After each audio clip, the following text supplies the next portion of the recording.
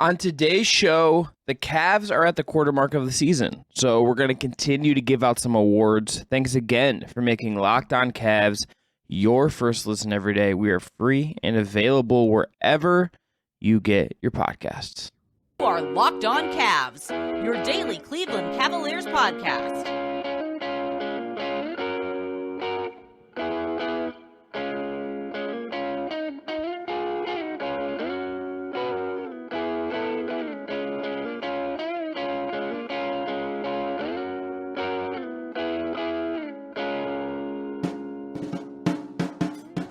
All right, the music you heard on the way in is from our friends at Astro Radio. Check them out on Apple Music or Spotify. I'm Chris Manning. I cover the Cavs and NBA at large for places like Diamond UPROXX and SB Nation's Fear the Sword. That man is Evan Dammare. He is the proprietor of Down Euclid. He is at fearthesword.com as well. Today's show is a continuation of what we did on Wednesday. So on that show, we took State of the Cavs offense, State of the Cavs defense, and gave out our MVP pick for the Cavs so far through the 21 games of the season. This is part two. We're recording this a little bit before the Cavs played the 76ers, but again, I don't think that one game is going to drastically change anything for us. Well, it'll no longer be a quarter of the season. Yeah, but guess what? It'll be a quarter plus one game at that point. So technically, it does change some things. You got me when I'm feeling fresh. The caffeine's in my system. You should get me when I'm real tired, Chris. That's when I'm not as quippy with you. Yeah, when you troll me a little bit less, and I'm just like, Evan, let me live for 5 seconds. Listen, your Ohio Bobcats have the, I don't know if honor or distinction is the proper term, but they could play in the Barstool Sports Bowl, and good for them. My Zips could never. We might win a MAC championship this weekend, and Akron isn't, so take that. All right, today's show, though, they do. Segment one, we're going to discuss Defensive Player of the Year and who the best bench contributor has been for the Cavs. Segment two, we're going to go into the best win and the Cavs' best performance to date. And segment three, biggest surprise, biggest disappointment. Those are the 6 things we're going to cover today. Tweet us, email us if you want to share as well. Maybe we'll read some of those on Monday's show. But Evan, let's start with Defensive Player of the Year. We're going to put about 4 minutes on the clock because we have discussed this one a little bit already. I think it has to be Jarrett Allen, and I think we'll get into why.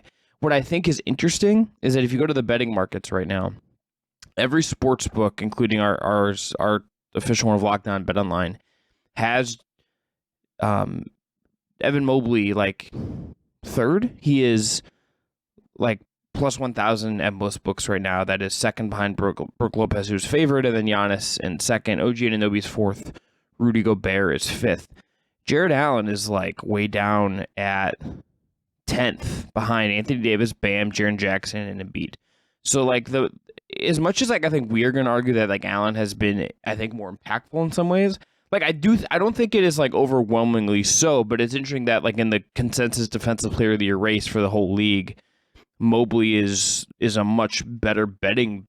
It's like a much more likely person in terms of betting as of right now. I wonder if part of it is like the intrigue with Evan Mobley when it comes to like the betting odds at the end of the day, just because, a lot of us are expecting like a pretty big leap from him in year 2, heading into year 3, where it's going to probably be more astronomical. But I think that's more going to come on the offensive end. Like defensively, Evan Mobley's been great. Like he's allowing like 21% of isolation possessions, like 7 to 33, I believe. He's allowing less than a point when defending in isolation. Same block numbers, same steal numbers. Justin Rowan / the Chase Down pointed out to me that Evan Mobley's also only allowing 4.3 3-pointers per game when he's defending on the perimeter as well, which is kind of impressive because he's a big man defending in space. But like we talk about this a lot, Jarrett Allen is the defensive anchor for this team and kind of just alters the identity drastically when he is versus when he isn't out there for Cleveland. Like, again, we're recording this before they play Philly on Wednesday night, but like Joel Embiid, is his primary defensive target is probably going to be Evan Mobley, or a contingency of Mobley, Lopez, maybe Lamar Stevens, Dean Wade as well, even Mamadi Diakite. Like, none of those names are Jarrett Allen. Like, Evan Mobley's like the only true like elite defender of that group, and I think if you're the Cavs, you'd rather have Allen kind of taking that bruising from Embiid versus more of a slightly framed Mobley, but we'll see. I don't know. I agree with you. It is by and far Jarrett Allen for like DPOTY for the Cavs. I don't think it's by and far. I want to be clear about that. I don't think it is like. I think I would pick do. Allen. Let me be clear. Like, Yeah, you were clear. Cavs, the numbers, the eye test, everything favors Allen. So Cavs defense with Mobley on, no Allen, 114.8 per 100 possession. That's not bad, but that's not like elite. Allen, no Mobley is 91.4 as a defensive rating. That's like absurd. Every number you can look at with Allen, no Mobley is like elite across the board. They've been killing it in those lineups defensively. The biggest difference is rim defense. They are close to average in rim defense with Allen and no Mobley, and they're up near giving up 70% field goal percentage at the rim with Mobley, no Allen. These are still smallish lineup samples, so we'll see where this goes. But like right now, I think it's kind of clear that Mobley is not the rim protector deterrent that Allen is. What I think his case is, and what I think makes it not just like a runaway thing for Allen, is that I do think that Mobley has done everything else at an insanely high level, and it's vital to what the Cavs scheme is. It's vital to like just how they function a lot of the time, and he's covering up for a lot of stuff. He does more. He's better at switching. He's better at off-ball stuff. He's had some really nice rotational blocks and things. He is just not like this rim protector at that back anchor of the defense, and I think like that carries so much weight. So I would pick Allen as well, but like I don't think it is like I think it's like 65% Allen, like 35% Mobley, and like you could I don't think it is like so like a just immediately you got to like I think you have to parse through this in that context. Yeah, I mean, I'd say it's more 75-25 Allen versus Mobley, just because I'm just that high, I guess, on Evan Mobley's, Jarrett Allen's just integrity and how integral he is, rather, to this defensive scheme the Cavs operate and work with. But like you said, we don't have a ton of lineup data with just those two individually. I think we're getting more from Mobley. I mean, we have a decent chunk. It's just like, does some of the fluidity of everything else impact that is like an open question. And like what are those pairings are different. Like things are just like still kind of weird just because of all the ebb and flow of what the Cavs lineups have been. Yeah, I guess we'll kind of see how this evolves, and this will be an interesting conversation to watch. And it's not like we're I guess trying to like pit these guys against one another before people kind of get in hot and bothered about that. But like the Cavs are just in a very good spot defensively, and I think that's really interesting to say. Like their two starting big men are just integral to their defense, and just like have made this unit possibly top 5 defensive team when they're both fully healthy and kind of clicking on both ends of the floor. I mean, this defense doesn't work without both of them. Okay, let's go to what I think is actually a much cleaner, easier award, and that is the most impactful bench player. And I think it's Kevin Love. He is still like, he is his cumulative like plus minus has dropped off from being second in the league. Cedi Osman is actually now higher than him in this, and like a top 10 overall, like plus minus player, which is hilarious. But Love just remains to have this impact that no one else does as a scorer, as an offensive release, as pressure valve. Like even defensively, you would have some concerns against him against Toronto. They need him to stretch things out for Donovan Mitchell and for Darius Garland. Like they need that stretch.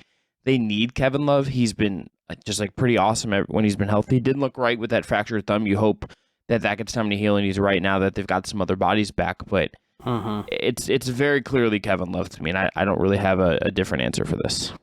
I agree with you. It's Kevin Love. I think Cedi Osman coming back down to earth makes Kevin Love's case a lot easier. I think Lamar Stevens fluctuating between being a bench player and a starter, and Dean Wade kind of looking like more of the permanent option 3, and then Karis LeVert just coming back from injury and just becoming now a new bench player. It's just Kevin Love up to this point. I think it's going to stay Kevin Love because, like you said, he just makes a lot of things function and work well for the Cavs, and also he's the most consistent guy of all those names I just mentioned. Like Cedi Osman, again, like, sorry, Jackson, if you're listening to the show, I don't write a book about this, but Cedi Osman does do a lot of good things for this lineup for the Cavs and just the lineups in general the Cavs employ, but I think also he's not consistent enough to be relied upon on a night-to-night basis, whereas Kevin Love, yeah, there's now the health issues again in terms of just availability after last year. He only missed time due to COVID, but the thumb injury is a freak accident, like Chris said. I think allowing him to rest up and get right versus trying to rush him back kind of prematurely when they kind of had no depth at the power forward spot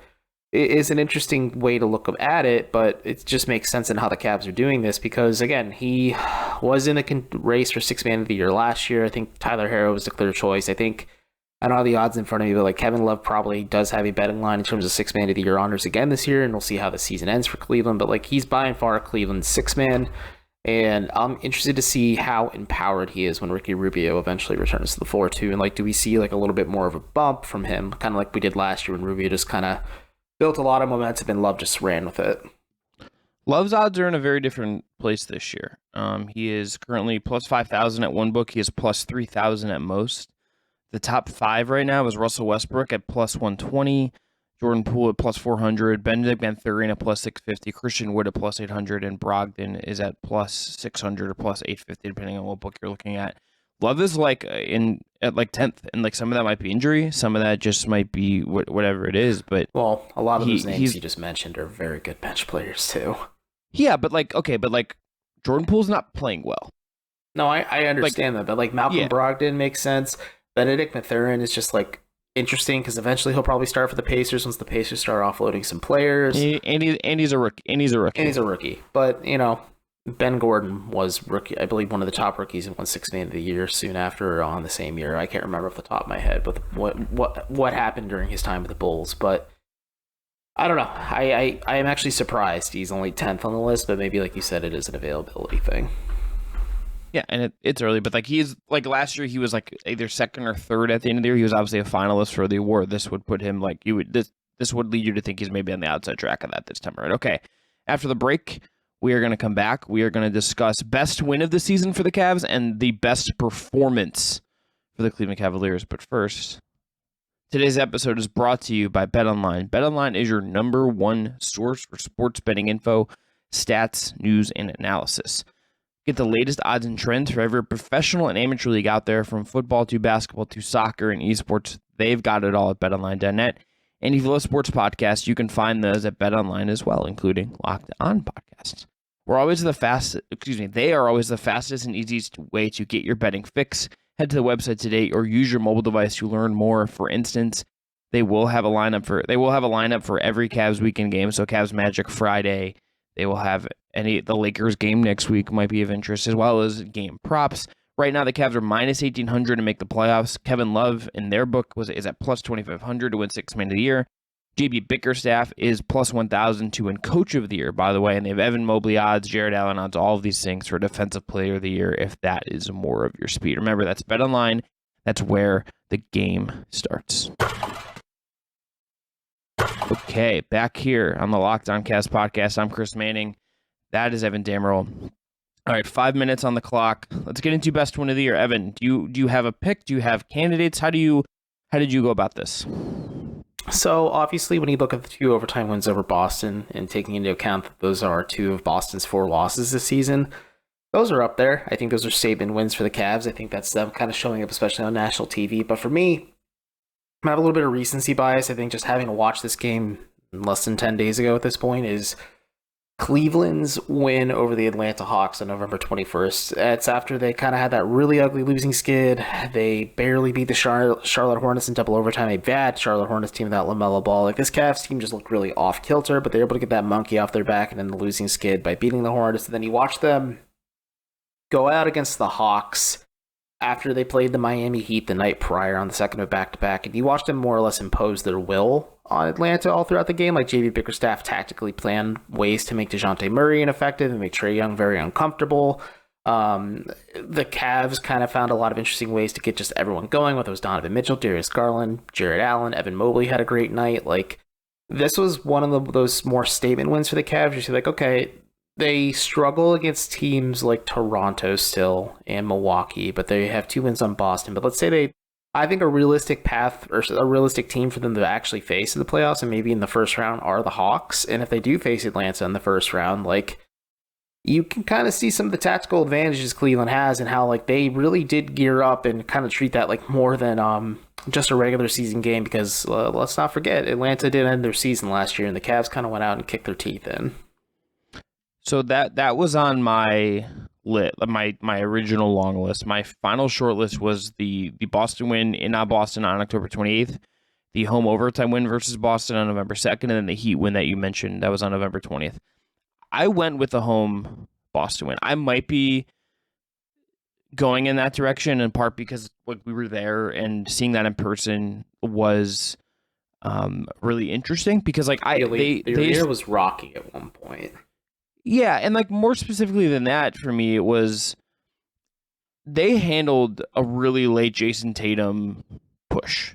Like Tatum at the end of that game was like doing crazy stuff on both ends, had that two-way sequence in the game, forces to go to overtime.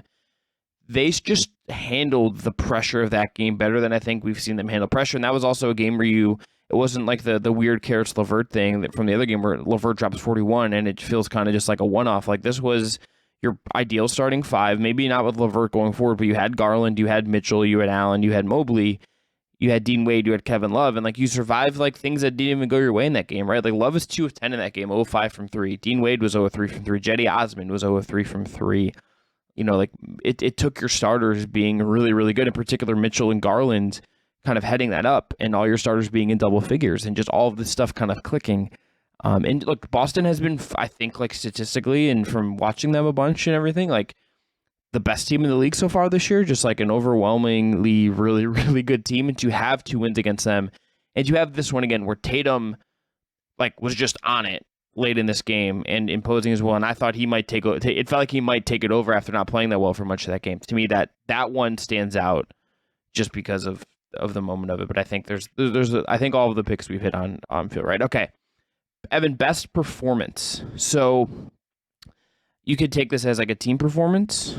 You could take this as a individual performance. You could take this as a duo performance. This is kind of an open-ended one, but did you have a favorite for your best performance by a Cavs player this season?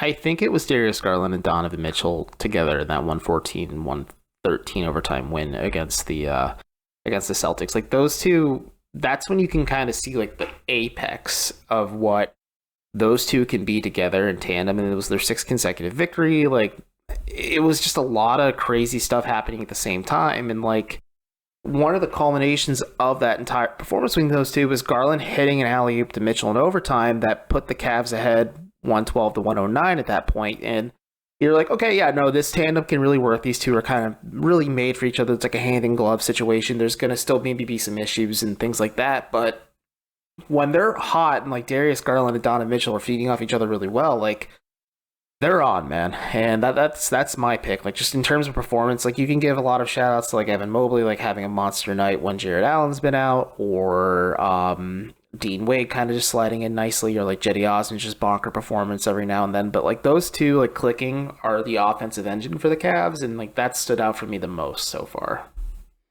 I'm gonna go Donovan Mitchell against the Knicks from October 30th. This was no Darius Garland game. This was a game where Caris LeVert started, but had 1 point, was 0 of 9 from the field. Not great, Bob. The Cavs win this game against a Knicks team that is like solid enough, like has proven to be like competent in a lot of ways and a tough out. Mitchell, 37 minutes, 12 of 20 from the field, 8 of 13 from 3, 6 of 8 from the line, 12 assists against just 4 turnovers, 38 points. Was the dominant feature of that game. And like, yes, you got a really good Kevin Love game as well, 8 of 13 from 3 for Love in that one. Dean Wade started that one, 6 of 8 from 3 for Dean. Mitchell, though, just like you go back and like I went back and watched like highlights of some of these when I was prepping for this, and it's just like the Mitchell game in that game was just like, oh, this is why you trade for Donovan Mitchell. Like maybe that's in stark contrast to like the Knicks not trading for him and everything. And that's kind of on my brain as we're thinking about this. But Mitchell just like took over this game and kind of just did in the Knicks, and it was just kind of a very okay. No Garland tonight. Caris isn't going to make jump shots. Like, I'm just going to go off and figure this out. And that's just the reality of that's like you get Donovan Mitchell to do stuff like this, and it's really nice to have on your team, particularly when you're down guys. Yeah, it really was nice to see. I think that's one of the games that stood out to me the most. It's just like Donovan Mitchell just being so dominant. I'm like, okay, this guy could be in the MVP conversation by season's end if he keeps this up. And I think games against the Raptors recently kind of maybe sour some people on it, but like you have to look at his entire body of work, and Donovan Mitchell was straight up dominant to open the season for the Cavs. And that game against the Knicks, like you wonder if maybe he was making a statement just to say like, hey, y'all should have traded for me because it is what it is. But it is definitely just good to see him kind of be like that, and also have, like you said, the Cavs having like that added luxury of having Donovan Mitchell. They didn't have that last season, and now that they do have it in Donovan Mitchell, like they're in a much better place going forward, and it's an ideal place to be at. The other one I would throw out there as like an honorable mention is Evan Mobley, November 4th against the Pistons. That game the Cavs just absolutely shellacked the Pistons, and he had 8 blocks, some of which probably should have counted as steals. So just like some like raw defensive dominance. Maybe another statement to say, hey, Detroit, you should have taken me first over Cade. I wonder if Mobley's, because he always seems to show up against the Pistons to kind of like remind them a little bit, like you all may have picked the wrong guy. Yeah, I think there's like a little fire under there with him that like we don't always see because he's not exactly like a very verbose, like externally emotional human. But like, he didn't score a ton in that game and everything, but like the defensive performance in that game was just like, that guy, man. He's had some really interesting games. You go just up and down his box score list, like the Charlotte, overtime game, like the Warriors game. Like he had like a kind of like an interesting night, even though that was kind of a bad team performance, but a lot of good Mobley stuff, but I go that Mitchell game. All right, we'll be right back. After we get into, you hear some ads, and we're going to get into biggest surprise, biggest disappointment. Okay, back here on Locked On Cavs. I'm Chris Manning. That's Evan Dammare. All right, biggest surprise, Evan. Let's do this. So, do you have something that has caught you off guard with this team this season? I think it's just how effective Dean Wade has looked in the starting lineup. I know. He hasn't looked great after coming back from that knee infection that he was dealing with. But I think that's more so like getting back in game shape and also kind of finding his fit because he wants to be a low maintenance 5th option for this starting unit. But in theory, he's not going to give you exactly what Larry Markkinen gave you. He's going to give you that size. I think he's going to give you a little bit more of an edge on defense just because Dean Wade's a little bit better as a defender than Larry Markkinen. And also, he's just not as high volume a shooter or scorer as you can see, like what Markkinen is doing with the Jazz right now. But like Wade gives you something similar, and he has been very functional next to Mobley and Allen in the past, and you're definitely seeing it now. But more than anything, like he is super functional next to Donovan Mitchell because when Darius Garland was out, the Cavs at one point had a lineup of, I believe, Mitchell, LeVert, Osman, Wade, and then either one of Mobley and Allen, and like that's like the bread and butter lineup if you're the Cavs, if you want to run as like a bench unit or just a mix of starters and bench players, if with Donovan Mitchell just running the point there because it's a lot of spread pick and roll, and Dean Wade just looks really comfortable out there because he's effective as a 5th option and he just provides that spacing the Cavs so desperately need so that they can kind of continuously apply pressure at the rim but get a lot less defensive pressure on like Allen, Mobley, or like Garland or Mitchell if they drive in towards the basket. That's a good one. I was pretty bullish on Dean Wade, like kind of making sense in that way. So I was too, but I needed to see it, and after I saw it, I'm like, okay, yeah, it does work. I was wrong for a little bit. Yeah. Okay. So mine is this is like a weird one because of me. I'm kind of surprised as soon as I saw the name, this is a Chris pick. I'm kind of surprised that Okoro has like functioned after like a really dreadful start. Mm-hmm. Like I'm a little surprised. He has put together some really good performances and solid stretches after that really, really bad start. Evan, he started the year 0 of 11 from 3. He's 6 of 15 cents. That's 40%. I don't know if that's like sustainable or real or whatever it is, but like, and teams certainly aren't really caring that he's existing on offense. But he's had some improvement, and I think some of his defensive stuff has genuinely been like very good and impactful. It has just been it was so bad that I was like very just like, I don't know what you do with this. And I think he's had like a sustained kind of run of like pretty competent basketball play in a way that's, I think, got to be encouraging if you're JB Bickerstaff and you feel a little bit better about playing him out there at the current moment. So I'm going to go with that. The other one is honestly maybe just that Mitchell has like hit the ground running so fast, but we just would just assume star players are going to play well and like don't overthink it. Yeah, I mean, Noah was out to sea for 50 days before the arc finally landed on top of the mountain. So I think just Isaac Okoro is putting in the work. Like, people have talked about it ad nauseum. Like, you see him taking three-pointers all the time. I think you're seeing him be more comfortable with it out there. At least he's not as hesitant. At least he has a bit of more of a quick trigger. There still is a hitch in his shot a little bit. I think it's still not fully refined and fixed for the Cavs, but you're starting to see more of what Cleveland kind of needs from him, just whether it's a bench player or maybe even a starter down the line. And at the end of the day, like, who knows that Isaac Okoro's future is of this team? Like, ideally, if you're able to sign him to like a more of a team-friendly deal and keep him around long term, that's great. You want to maintain the young talent you're developing, but if things don't work out, he could rehabilitate his value also on the trade market as well, so the Cavs can use him as more of an enticing piece to maybe round out the rotation, whether it's at the trade deadline or this upcoming offseason, because they're plumb out of assets at this point after getting Donovan Mitchell, and they need to kind of scrape the bottom of the barrel with the second rounders they have and whatever intriguing young like rotation guys they have. And Okoro's kind of like the front runner because he has a pedigree of being a first round pick and a top 5 pick at that. So there's something there. And I also just think he's becoming more functional, like you said, as a player for the Cavs. And whether it's on offense, like he knows what he is and what he can and cannot provide, and also more so on defense, you see a lot of impressive performances. Like he picks up a lot of quick fouls and then he just kind of shuts off the aggressiveness a little bit, but he's still super sound defensively and is able to kind of cover his assignments and do a lot of stuff. Like that game against Atlanta where they won and kind of looked like they were functional in both ways. Like Okoro did a lot of stuff to really mess up Trae Young in the third and fourth quarter, and like he did it without fouling, and that's super impressive. Yeah, after he had some like real foul issues, some dealing with some grifting. Okay, Evan, let's end it on one last thing. What is your biggest disappointment? So it's tricky. I think the biggest disappointment for me is just how this Cavs team just cannot seem to stay healthy still. Like, it's just a lot of stuff you can't control, but unfortunately, Jarrett Allen's been dealing with a lot of issues. Kevin Love being out, Ricky Rubio already out to start the season, so I guess we'll include that. Like, the Dylan Windler stuff's a bummer just in general, so the Cavs were just, I kind of want to see them playing healthy and at their fullest form already, selfishly, because I think this team could be really fun and really dynamic on both ends of the floor if that's the case, but them lacking key rotation guys or key star players like Allen or sometimes Mobley or even Garland for the majority of the beginning of the season, like that's been the biggest disappointment for me. Is just like, it's a selfish thing, just as someone who covers this team and someone who enjoys watching them play. Like, I want to see them fully healthy. And it's also just more so disappointing that sometimes like the injuries are getting the better of the Cavs. And like last season, maybe they played past it a little bit at times. Like you saw like when Larry Markkinen was out and Kevin Love was out, like you saw Dean Wade and Lamar Stevens really step up. Like maybe just the Cavs kind of have to still kind of address some of that back end rotation stuff, whether it's Robin Lopez or Hollow Neto or something like that. But again, they're also not fully healthy, so I can't really crucify those two either. So that's kind of my biggest disappointment. What's yours? So I would, it's similar to that. I think when I'm thinking about watching this team and thinking about what they are, I still feel like we're a little ways away, a little out of step with figuring out exactly what everything is here.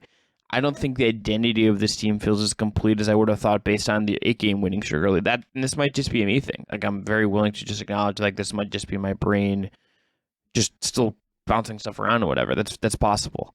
I think some of the late game issues could be in here as well, just based on how some of that West Coast trip really went and just some of the execution, although they did do better against the Pistons the other night. And that was always going to be something that I felt took some time. But I think it's just that it still feels like they're figuring out their identity. And some of that could just be the Garland being out at the beginning of the year, injuries, guys being in and out of the lineup. But I think we're on the same wavelength here in saying it feels like they're still figuring stuff out. And I think like just in the way we've seen them be a very streaky team, right? Like they had that amazing, they lose the first game against Toronto. Then they win 8 straight, including 2 wins against the Celtics. They have that little losing streak, have a little winning streak, and are now like have split their one of like they're just kind of going back and forth a little bit. Like and they're 2-2 in their last 4, 3-2 out of their last 5. Like they're going through like little ups and downs as they go, and like there's games where you feel like okay, like the team, like okay, I think of maybe the best example of this is November 13th, the game they lose to the Timberwolves. They were horrible for like 3/4 of that game, downright like a bad performance. Really good in the fourth. The Wolves kind of helped them choke it a little bit, but the Cavs like got themselves in and only lose by 5. I think like the Cavs team that we'll see in like a couple months. I would assume maybe there's a trade, maybe just more, Ricky Rubio comes back and stabilizes thing, whatever it is. I kind of think you get to a certain point and you probably feel as if you get to later in the year and a game like that is just like less likely to happen. Yes, that was also a schedule thing, but like I think there's just like little quirks with this team that will iron themselves out with more time to kind of get everything on the same page.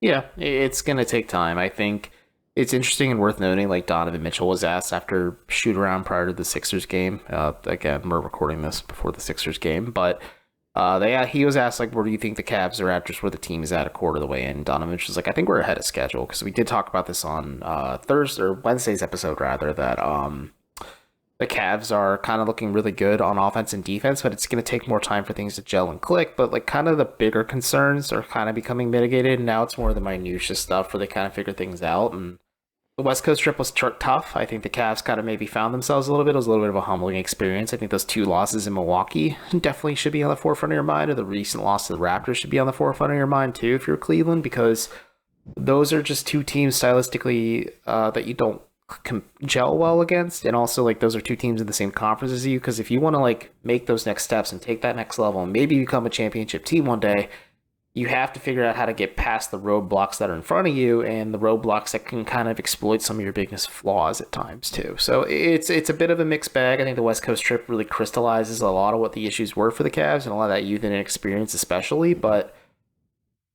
hey, it's early in the season. It's good to have these problems early in the season and figure them out now, then have to deal with them at the end of the season and then watch things fall apart of the schemes because you're running out of time to figure things out.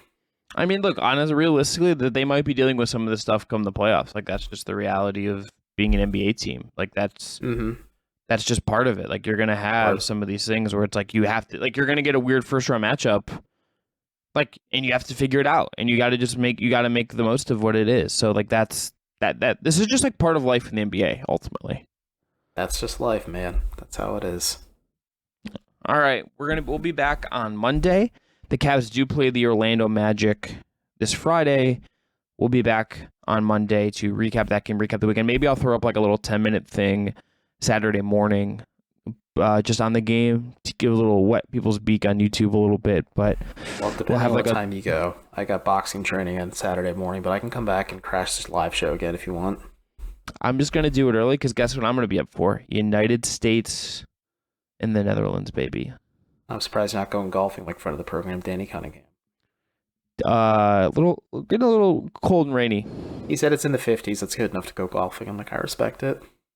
He did. He sent me a nice picture last week from a certain country club that's got a great deal, and I respect it. All right.